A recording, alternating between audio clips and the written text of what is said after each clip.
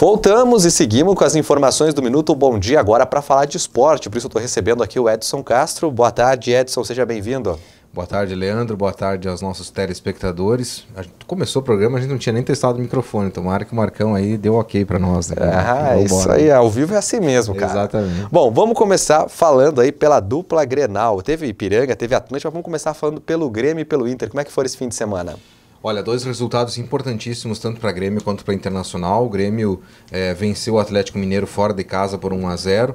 O Atlético atravessa uma crise interna e o Grêmio, que não tem nada a ver com isso, acabou vencendo o jogo, 1-0, gol do Jeromel, e abre caminho para brigar pelo G4. Essa vitória dá ao Grêmio, sim, a possibilidade de brigar pelo aquele grupo dos 4 primeiros colocados, que vão garantir uma vaga direta à fase de grupos da Libertadores.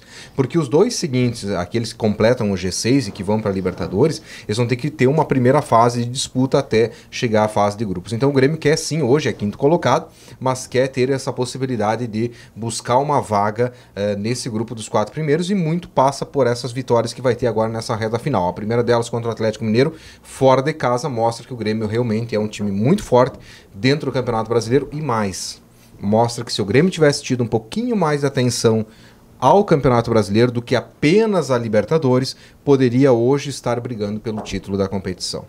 O Internacional venceu por 2-1 a equipe do Atlético Paranaense, outra vitória importante, porque além de devolver a vice-liderança ao Internacional, tem aí uma pequena ponta de esperança ainda de brigar por esse título na temporada 2018, embora eu ache que o Palmeiras, com o resultado que teve no final de semana, vencendo o Santos, um clássico por 3-2, logo depois de uma eliminação na Libertadores, ainda é o grande favorito. O Palmeiras tem 4 pontos a mais, 5 pontos a mais do que o Internacional, e acredito que o Inter tenha que remar muito e torcer muito contra o Palmeiras para ganhar esse título. Agora, de qualquer maneira, o Inter está consolidando a sua vaga no G4 em busca da Libertadores do ano que vem. Ainda falando de futebol, mas voltamos a falar do Grêmio. No fim de semana, a Conmebol julgou aí o pedido do Grêmio e, felizmente, puniu o River, mas não do jeito que o Grêmio queria, né? Exato. Até antes de nós entrar na questão da Conmebol, e aí a gente fala da arbitragem,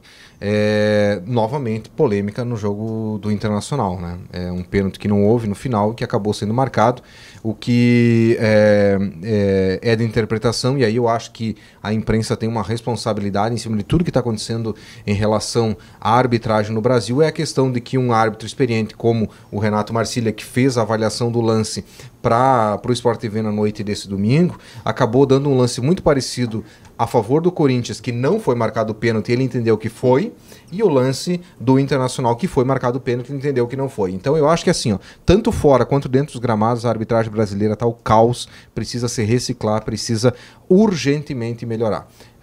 E aí leva a crer que é o seguinte: se a gente tem um Renato Marcília fazendo esse tipo de avaliação, é sinal que a arbitragem era ruim no passado, ela só piorou nos últimos anos. Sobre a questão da Conmebol, não se esperava resultado diferente. O Grêmio, olha, sinceramente, torcedor gremista, a direção do Grêmio, os próprios jogadores que acreditavam na possibilidade de reverter o placar fora de campo, olha, sinceramente, não dá para entender que alguém acreditou nessa possibilidade. O que dá para entender é que a reclamação do Grêmio em relação à punição ao Galhardo, sim, essa aí foi uma piada, né? O treinador, a Conmebol identifica que realmente ele teve uma infração, né? E aí ele toma três jogos de punição, obviamente não estará na final, mas toma apenas 3 jogos e uma multinha aí de $50 mil por um time do tamanho do River Plate, não é nada. Sem contar que o River Plate vai recorrer da decisão e daqui um pouco consegue até um efeito suspensivo para ter o Galhardo aí na final contra o Boca Juniors. Agora, em termos de resultado, não tem o que fazer. Já na época eu acreditava que o Internacional não deveria seguir naquele seu intento de buscar uma vaga para a Série A do Campeonato Brasileiro em 2016 fora do campo, que ele foi rebaixado e foi buscar fora do campo essa vaga, esse retorno para a Série A, embora tudo levasse a crer que o Vitor Ramos realmente estava inscrito irregularmente pelo Vitória. Mas, gente, futebol é dentro de campo, e não importa os erros. Uma coisa que se falou ontem também, durante o dia, é a questão dos benefícios e malefícios da arbitragem. E aí eu vou ter que concordar. Ao longo do campeonato, todos os times foram favorecidos e todos foram prejudicados. Não importa se na primeira ou na 38ª rodada. Cada rodada, no campeonato de pontos corridos, vale 3 pontos. Nós temos um problema grave de arbitragem, mas no contexto geral, infelizmente, todos foram beneficiados ou prejudicados. Muito bem. Bom, vamos agora dos gramados para as quadras, porque o Atlântico entrou em quadra no fim de semana em Belo Horizonte, Minas Gerais, e ficou no empate, Castro. É bom ou é ruim isso? Olha, é quase que nem o resultado do Ipiranga na semana passada, né? Embora o Atlântico tenha uma equipe com uma qualidade muito superior à equipe do Minas, eu acho que o resultado ele é bom, porque uma vitória simples em casa já classifica no tempo normal. Agora tem o seguinte, o novo empate leva para a prorrogação, e o Minas também tem uma certa experiência, não dá para descartar também a qualidade do Minas, que eu acho que tecnicamente é inferior à do Atlântico, tanto é que classificou numa posição bem inferior à do Atlântico na primeira fase. Agora, é um time que tem experiência, que tem Cisso, que tem Gessé, que tem Diese, que tem o goleiro Bianchini, que não pôde jogar em Minas Gerais, mas que provavelmente vai jogar aqui em Erechim na próxima sexta-feira.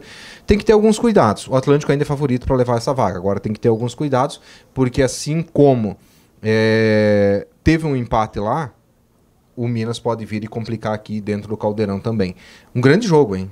Olha, para mim foi um dos melhores jogos entre os 4 realizados nessa quarta de final. O Atlântico realmente fez uma partida extremamente movimentada contra o Minas, construiu muito, concluiu e conseguiu gols. Agora teve um pouquinho de desatenção em alguns lances que acabaram definindo o placar em 3-3. Desatenção que não vai poder ter em casa, porque aí tem que garantir essa vaga para as semifinais. Muito bem, vamos agora falar do nosso Ipiranga. Antes do seu comentário, o Ipiranga conquistou a vaga aí para a próxima fase da Copa Vianney Carlet em um jogo de muitas emoções que antes do Edson comentar, a Caliandra mostra os gols. Te liga! Os olhos atentos buscavam driblar o nervosismo, mas o coração do torcedor do Ipiranga sofreu na tarde deste domingo, quando a equipe enfrentou o Cruzeiro no jogo de volta das oitavas de final. Se a bola não balançou as redes nos 90 minutos, a decisão ocorreu nas penalidades, onde Vandinho classificou o Ipiranga para a próxima fase da Copa Vianney Carlet. Mas a trajetória até a classificação tão sonhada foi dramática. Na primeira cobrança do Canarinho, o goleiro Dida defendeu o chute de Esquilo.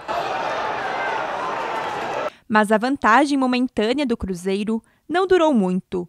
Isso porque na segunda tentativa, Janderson acertou o poste à direita de Rodrigo.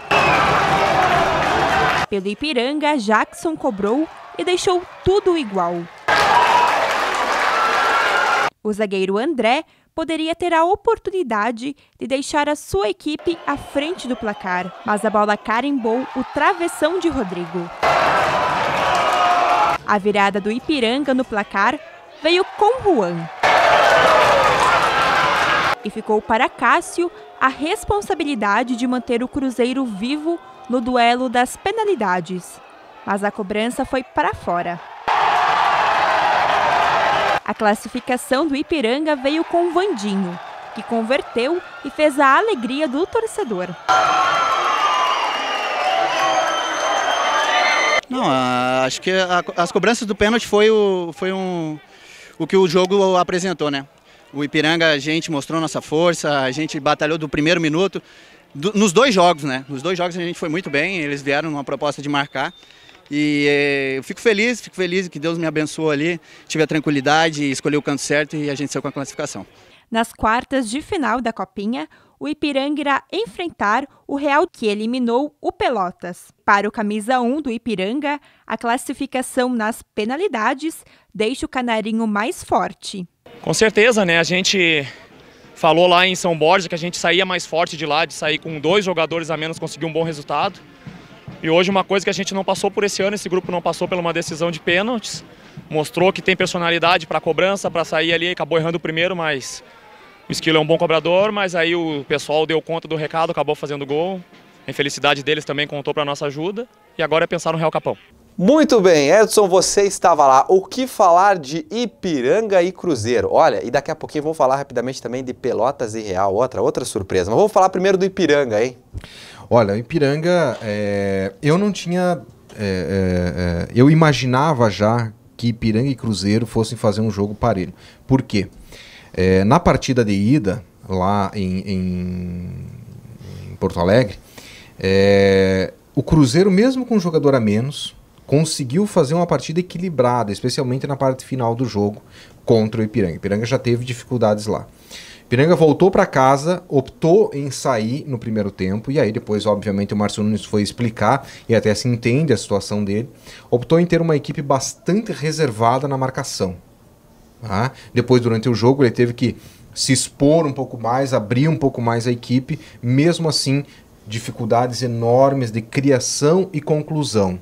O Ipiranga até criou algumas oportunidades, mas teve dificuldade na hora de concluir. Teve uma bola na trave no primeiro tempo com o zagueiro Marcão, mas o Ipiranga teve sim algumas dificuldades, embora tivesse um domínio do jogo. O Ipiranga nunca esteve assim comprometido dentro da partida, sempre teve o jogo ali aos seus pés.